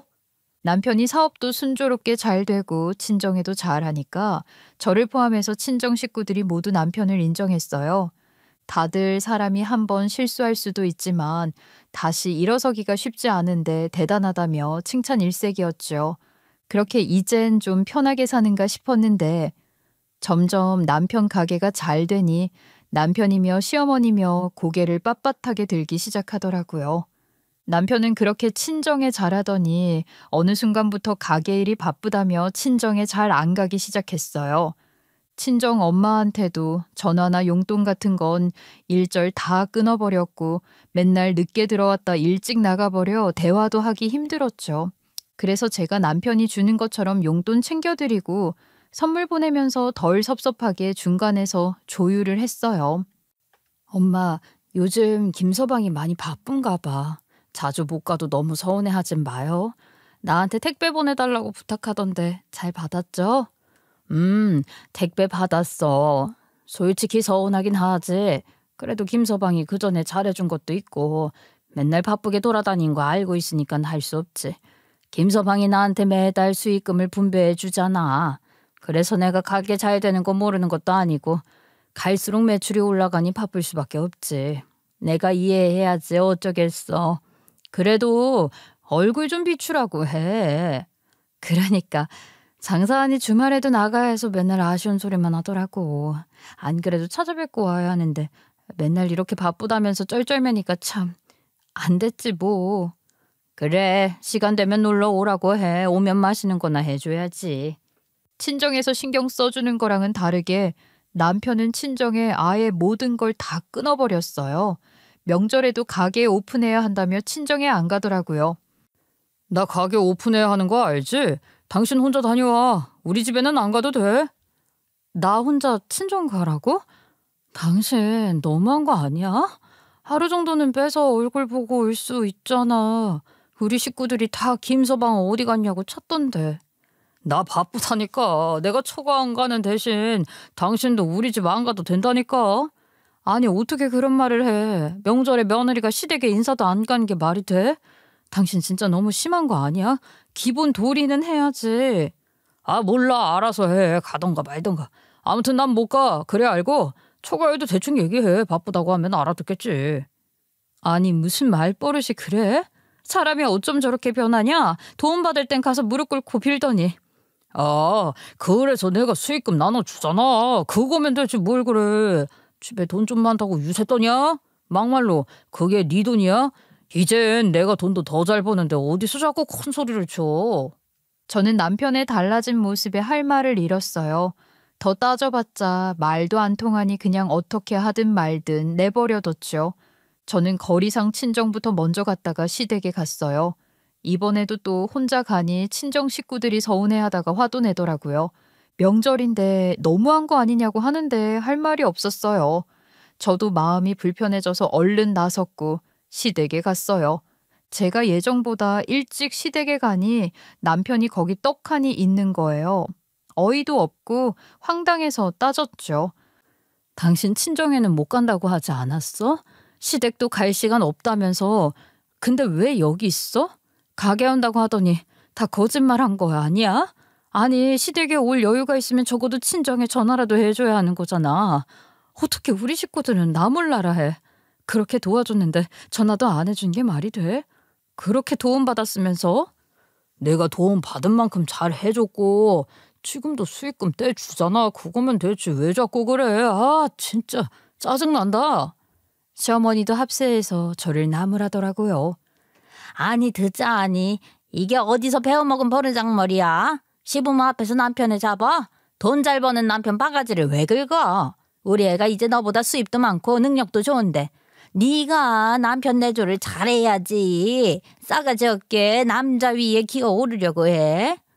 시어머니가 눈을 부릅뜨고 소리 지르는데 어이가 없더라고요. 저도 어이가 없어서 한마디 했죠. 어머님, 그렇게 말씀하시는 거 아니에요. 아범이 처음에 사업 망했을 때 다들 눈 감아준 거 기억 안 나세요? 이번에도 친정에서 사업하는 거 도와준 거 기억 안 나시냐고요. 암만 바빠도 기본 예의는 지켜야 하잖아요. 야, 네가 며느리 도리 안 하는 것부터 고쳐. 어디 시댁부터 안 오고 친정부터 가. 너네 집에서 너 그렇게 가르쳤어? 이게 매번 친정부터 갔다 시댁에는 대충 기어오고 시댁부터 오는 게 맞지. 아니 거리상 친정부터 가는 게 맞잖아요. 어머님이 먼저 그렇게 하라면서요. 너 내가 그렇게 하란다고 진짜 그렇게 해? 어휴 속 터져. 이렇게 어리숙한 거랑 뭘 한다고. 됐다. 넌 그냥 가라. 너 없어도 차례 지내고 갈 수 있다. 언제 뭐 거들기라도 했어? 시어머니는 말이 안 통했어요. 그 와중에 남편은 혼자 가만히 있기만 했고 시어머니는 계속 되도 않는 말로 난리였죠. 저는 더 대꾸할 가치도 없겠다 싶어서 그 길로 바로 집에 갔어요. 저것들을 어떻게 하나 고민했는데 남편이 갑자기 이혼하자고 나오는 거예요. 하루에 정말 폭풍우가 얼마나 몰아치던지. 이래서 사람 일이라는 건 모른다고 하는 건가 봐요. 야, 이혼하자. 너 엄마한테 하는 꼬라지 보니 더 데리고 살 필요도 없겠다. 이제 내가 능력도 있고 사업도 잘 되는데 저가 눈치 보면서 살 필요 없거든. 너한테도 정이 뜬 지 오래니까 빨리 이혼하자. 이혼하면 집도 나눠 가져야 하니까 도장 찍기 전까지 네가 거기서 살던가. 난 네 얼굴 보기 싫으니까 알아서 출퇴근하고 지낼 테니까 빨리 정리하자. 뭐? 미쳤어? 아니 네가 나한테 도움받은 게 얼만데 어딜 이혼을 들먹여. 장난해? 갑자기 이혼 타령을 해? 그 전부터 쭉 생각해온 거야. 앞으로도 내 마음은 변하지 않을 거니까 빨리 이혼하자. 너네 집안이 우리 얼마나 무시했는 줄 아냐? 이젠 우리 집이 더 잘 사니까 눈치 볼 필요도 없어. 더 좋은 사람 만날 거니까 이혼하자. 너도 마음 뜬 사람하고 같이 살기 싫을 거 아니야. 이혼? 못해. 아니 안 해. 할 말이 없어서 이혼까지 들먹이냐? 난 안 해줄 거니까 그렇게 알아. 저는 남편의 이혼 선언에 어이가 없었어요. 그렇게 잘해줘도 돌아오는 게 이런 건가 싶어 허무했죠.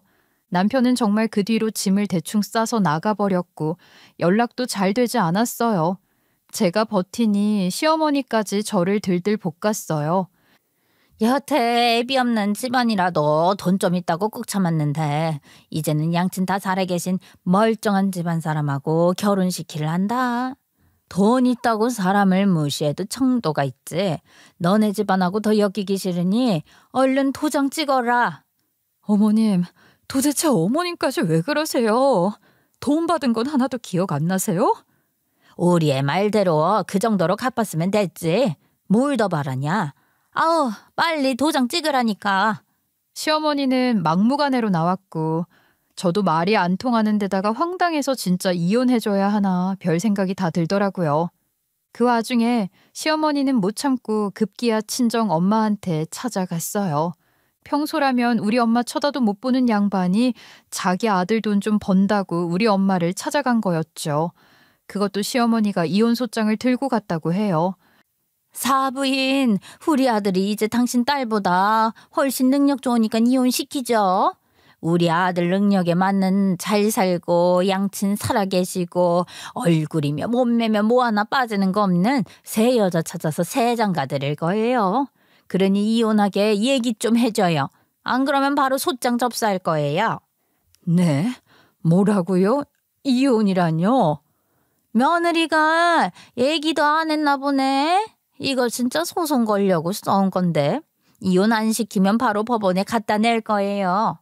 시어머니는 되지도 않는 논리로 으름장이었고 친정엄마도 황당했다고 해요. 진짜 소장 작성해서 갖다던데 어이가 없었죠. 예, 그쪽에서는 소송할 입장도 안 되면서 저러더라. 웃기지도 않아. 미친 인간들이네. 엄마, 나 이혼 안 해줄 거야. 5기로라도 이혼 안 해줄 거야. 저런 집안하고 뭐하러 더 보고 살아. 괜찮아. 걱정 말고 도장 찍어. 너 이혼한다고 해서 손해볼 것도 없고 그쪽도 아주 죽어날 거다. 대신 합의만 하면 효력이 없으니까 조정으로 이혼하자고 해. 알았지? 이젠 네가 더 잘 사니까 위자료 제대로 내놓고 재산도 철저하게 나누자고 해봐. 자존심에 그렇게 할 거다. 이혼하라고? 이렇게 억울하게? 우리가 해준 건 기억도 못하고 저러는 게 참. 마음 떠난 인간 뭐 알아붙잡아. 저렇게 나오는 걸 보면 벌써 여자 만나고 있을걸. 이제라도 인간들이 저 모양이라는 걸 알게 됐으니 빨리 헤어지는 게 나아. 애 없을 때 얼른 이혼해. 저는 황당해서 이혼은 안 해주려고 했는데 강인한 엄마 모습을 보고 그냥 믿고 이혼하기로 했어요. 엄마는 이혼 절차가 완료되자마자 전남편 가게 지분 절반 있는 거 싹 빼간다고 했어요. 안 그래도 저번에 그놈이 지분 다 자기가 가져가면 안 되냐고. 수익금 나누는 게 조금 부담이긴 하다는 거야. 앞으로 용돈 더 챙겨주겠다는 식으로 얘기하던데 그때부터 뭔가 이상하다 했지. 갈수록 그놈이 변하는 모습에 일단은 두고 보기로 했는데 아주 못된 놈이더라고. 아휴, 그러니까 사업하는 거 괜히 도와줘서 아니야. 그때 안 도와줬으면 너랑 맨날 구질구질하게 살았을 거 아니야. 차라리 빨리 이렇게 된 게 나아. 이렇게 되니 또 인간성이 어떤지 알 수 있잖아. 솔직히 괘씸하긴 하지. 이혼하자며 적반하장식으로 나오니 바로 투자 철회한 거니까 뭐. 투자금 냈던 거 당장 내놓으라고 하니 바로 준다더라. 저도 몰랐는데 계약서에도 자세히 보니 친정엄마가 지분 빼면 투자금 전액 즉시 환수 가능하다고 적혀 있었어요. 전 남편은 내가 그 돈도 없을까 봐 하며 웃으며 투자금 바로 입금했다고 해요. 그 정도로 돈을 벌어뒀으니 강하게 나올 수 있었겠지요. 이렇게 인연이 끝나나 했는데 전 남편이 얼마 못 가서 저한테 도와달라고 찾아온 거예요. 이 인간 진짜 상식이 없는 거 아닌가요? 저랑 이혼까지 해놓고 이제와 무슨 볼일이 있다고 찾아오는 건지. 내가 뭘 도와줘? 이혼한 마당에 우리 연 끝났는데 왜 갑자기 그래? 아니, 갑자기 매출이 팍팍 줄어드니까 나한테 하더라고. 장모님이 뒤에서 도와주시는 건 알았는데 그게 그렇게 영향이 클 줄은 몰랐지. 뭐? 어따 대고 장모님이래? 이혼한 마당에 무슨 장모님이야? 집안끼리 연 끊긴 거 몰라? 그렇게 돈 잘 번다고 네가 더 잘 산다고 나가더니 꼴 좋네. 돈 받다가 안 받으니까 그제서야 그게 크다는 걸 알았어? 듣자 하니 전 남편도 막상 우리 엄마가 마케팅이며 지원 싹 끊으니까 그 영향이 크다는 걸 뒤늦게 알았나 보더라고요. 친정에서 알게 모르게 챙겨주던 게 사라지니까 전보다 매출이 줄었다는데 사실 당연한 거죠. 마케팅만 제대로 안 해도 신규 고객이 팍팍 줄어들 텐데 자기가 돈 좀 버는 게 다 지 능력이라고 생각했겠지요. 뒤에서 도와주는 게 얼마나 큰 줄도 모르고. 안 그래도 우리 아버지 아파서 병원비 나가는 게 만만치 않은데 자꾸 매출이 줄어드니까 이런 거 저런 거 다 문제더라. 그러게 우리 엄마가 도와주는 게 애들 장난인 줄 알았어? 돈 좀 번다고 그 고마운 것도 모르고. 꿀 좋네. 혼자 알아서 한다며. 알아서 해봐. 내가 뭘 도와줘. 그러지 말고 사정 좀 봐주라. 거기다 지금 직원들이 한 번에 다 그만둔다고 2주 안에 나간다고 하는데 당장 사람 구하기도 어렵고 다 무조건 나간다며 잡히지도 않고 너무 힘들거든. 제발 도와줘. 그래서 뭘 어쩌라고 나한테 뭘 바래. 너 왜 이래? 상식적으로 이혼한 전처한테 이런 말 하는 게 씨알이 먹힐 것 같냐? 그래도 우리 함께한 시간이 있잖아. 예정을 생각해서 왔는데 제발 나 좀 도와줄 수 없을까? 장모님한테 말씀 좀 잘해줬으면 하는데. 내가 뭘 우리 엄마한테 뭔 말을 해. 난 못해. 네가 가서 해. 그리고 정직원도 아니고 알바는 하루 만에 그만둬도 뭘 어떻게 못하잖아. 네가 사장이니 네가 알아서 사람 구해야지 뭘 나한테 와서 하소연해. 매출이건 직원이건 알아서 잘 해봐. 저는 그렇게 매몰차게 전 남편을 쫓아냈고 전 남편은 어깨가 축 처져서 터덜터덜 가더라고요. 나중에 알고 보니 전 남편 가게에서 오래 일한 직원 대부분이 친정 엄마가 아는 사람들이었어요. 외할아버지 사업하실 때 엄마가 보고 배운 게 많으셔서 그런 건지 전 남편이 일 잘하는지 서비스 괜찮은지 살펴보려고 아는 사람들이 다 일하게 만들어둔 거였죠. 저는 엄마가 이렇게까지 철두철미한 줄 몰랐어요. 와, 난 엄마가 그렇게 준비를 해뒀을 줄은 몰랐네. 아주 작정하고 스파이까지 심어뒀구만. 그놈이 믿을 만한 종자여야지. 사업하다 한 번 말아먹은 인간이 또 그러지 말라는 법이 있어. 영 아니다 싶으면 투자금 회수하려고 했는데 잘나길래 놔뒀어. 직원 복지도 괜찮아서 믿었는데 돈 좀 번다고 저렇게 나오니 얼마나 화가 나던지. 그래서 일하던 직원들을 아는 분 가게로 더 좋은 조건으로 옮기게 알선한 거야. 아마 지금 일 잘하는 사람이 대거 빠져나가 골치 아플 거다. 잘 됐지 뭐. 엄마는 그렇게 말씀하시면서 웃으셨어요. 저는 엄마가 믿는 구석이 있어서 이혼하라고 했구나 싶었고 차라리 빨리 헤어져서 다행이다 하는 생각이 들었어요. 그렇게 전 남편이 매달리는 걸 매몰차게 거절하고 나서 얼마 지났을까? 전 남편 상간녀가 저를 찾아왔어요. 이것들은 왜 자꾸 나를 괴롭히는지 정말 짜증이 치밀어 올랐죠. 상간녀가 어딜 뻔뻔하게 찾아오는 건지 이혼하기 전에 알았으면 위자료라도 받아낼 건데 이혼 다 하고 시간 지나 찾아오니 어이가 없더라고요. 알고 보니 전 남편은 한참 전부터 저 몰래 이 여자를 만나고 있었고 여자가 있으니까 바로 새 장가 들 수 있어서 이혼하자고 난리쳤던 거예요. 그래서 날 왜 찾아온 건데요? 이혼한 마당에 그 인간하고 잘 살면 되잖아요. 뭐하러 날 찾아왔어요? 저도 처음엔 그 사람하고 잘 살 거라고 생각했죠. 어머님도 저를 진짜 며느리라며 네가 내 며느리라고 인정해줬거든요. 내도 잘하고 참하다고 지금 있는 애랑 빨리 이혼시키고 가게 안주인으로 만들어주겠다 하니 누가 안 넘어가겠어요. 연매출 30억 나오는 매장에서 사모님 소리 듣고 살면 얼마나 좋겠냐며. 우리 아들 이혼하자마자 바로 결혼하라고 하니 저도 떠밀리듯 계속 만나게 된 거죠. 이게 피해자인 척하는 꼴이 어이없고 역겨웠지만 일단은 계속 들어보기로 했어요. 그래서요. 이혼했잖아요. 이혼한 지가 언젠데 왜 아직도 이러고 있어요. 빨리 식 올리지. 저도 빨리 결혼하게 될 줄 알았어요. 근데 이혼하자마자 그 사람 가게가 어려워지는 거예요. 그러니까 돈이 없다면서 결혼도 자꾸 미루더라고요. 사실 이혼 직전에는 아이까지 가진 상태였는데 그쪽에서 나몰라라 하면서 알아서 낳아 키우던가 하는 식으로 낳은 거예요. 완전히 배째라. 난 모른다는 식이었죠. 아니, 아이를 가졌다고요? 근데 왜 쫓겨났다는 식으로 얘기를 해요? 그게 어머님이 저를 매몰차게 쫓아내더라고요. 지금 우리 앞가림도 못하는데 뭘 자꾸 결혼 타령이냐고. 애까지 닳고 오면 힘들어 안 된다며 가게 안정되면 결혼하자던데 점점 사람을 홀대하니까 아니다 싶어서 몰래 알아듣던 그쪽 번호를 연락하고 찾아온 거예요. 암만 그래도 이혼한 전처한테 찾아와서 이게 무슨 낯짝이 두꺼워도 정도가 있죠. 저도 염치 없는 거 알지만 뭐라도 해야겠어서요. 그쪽한테 얘기하면 같이 그 사람 물먹일 수 있을 거라고 생각했거든요. 안 그래도 제가 그 집안 엄청난 비밀을 하나 알고 있거든요. 그걸로 같이 복수하는 게 어때요? 비밀이요? 무슨 비밀인데요? 저는 일단은 그 여자 말을 들어주는 척 했어요.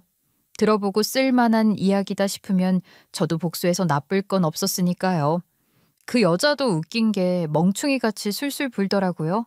저 같으면 혼자 알고 있다가 알아서 했을 텐데 그 여자는 그런 것 하나 혼자서 못하는 건지 굳이 저한테 이야기하는 거 있죠? 아무튼 이야기를 들어보니 왜 음식점들 보면 가게 앞에 재료 배달해놓고 그냥 가잖아요. 전 시어머니가 그걸 훔치고 다녔다는 거예요. 자기 아들 음식점에서 쓰려고 절도죄까지 저지른 거죠. 전 시어머니가 일꾼인 척 위장하고 주변 음식점들 돌면서 재료를 훔쳐다가 가게에 날랐다던데 간도 크지 어떻게 그런 짓을 하는 건지 상식적으로 이해가 안 됐죠. 그리고 상간녀가 그 사실을 혼자만 알고 있었다 하더라고요. 아니, 그게 무슨 말도 안 되는 일인데요? 그럼 증거 있어요? 증거도 없이 사람 함부로 몰아가는 거 아니에요? 아, 증거는 있어요. 제가 증거 다 찾아뒀죠. 그건 참 다행이네요. 근데 어떻게 알게 됐어요? 여태까지 안 걸린 걸 보면 웬만해서는 눈에 안 띄었을 텐데. 예전에 제가 가게에 생각보다 일찍 간 적이 있는데 어머님이 평소에는 멀끔하게 다니는데 그날따라 이상하게 일하는 사람처럼 입고 다닌 거예요. 비닐에 뭘 담아서 들고 왔다 갔다 하던데 앞만 봐도 일이 많아 보여서 도와드릴까 싶어 말 거니까 깜짝 놀라더라고요. 도와줄까 물어봐도 신경 쓰지 말라며 홀에나 가 있으라 하더라고요. 그래서요? 그때 바로 알게 된 거예요? 아니요. 그때는 그냥 바쁜가 보다 했는데 시간이 지날수록 생각할수록 암만 해도 이상하더라고요.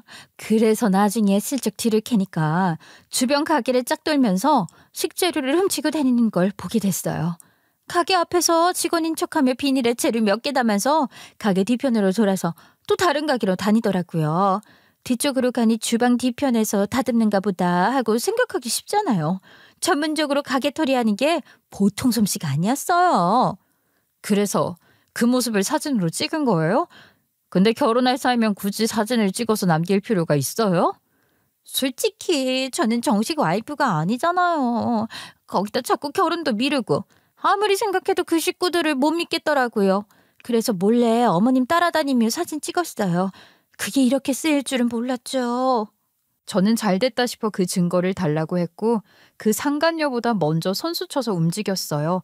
제가 미쳤다고 그 내연녀랑 손잡고 복수를 같이 하겠나요? 전 남편이랑 바람 피우던 여자랑 뭘 의논하고 뭘 같이 하겠어요? 상간녀가 이제 와서 피해자인 척하는 것도 어이가 없었어요. 제 앞에서 모자란 게 있다고 당당하게 나타나는 건지 참 버릇없어도 정도가 있지요. 아직 새파랗게 어리던데 남자 하나 잘못 만나 인생 망친 건 안 됐다만 저도 잘한 거 없으니 그 정도는 당해봐야죠. 증거를 가지고 전 남편 주변 식당 사장님들한테 싹 다 뿌리면서 여태 물건 개수 안 맞지 않았냐고 물건 털어가는 미친 여자 있으니 절도범 잡으라고 했죠. 그때 주변 상권이 난리가 났어요. 사장님들이 안 그래도 물건이 자꾸 비더라. 근데 어쩌다 한 번씩 그런 거라 야채 가게에 괜히 뭐라고 하고 말았다. 알바생 없는 시간이라 누굴 추궁하지도 못했었다 하면서 어이가 없어 했어요.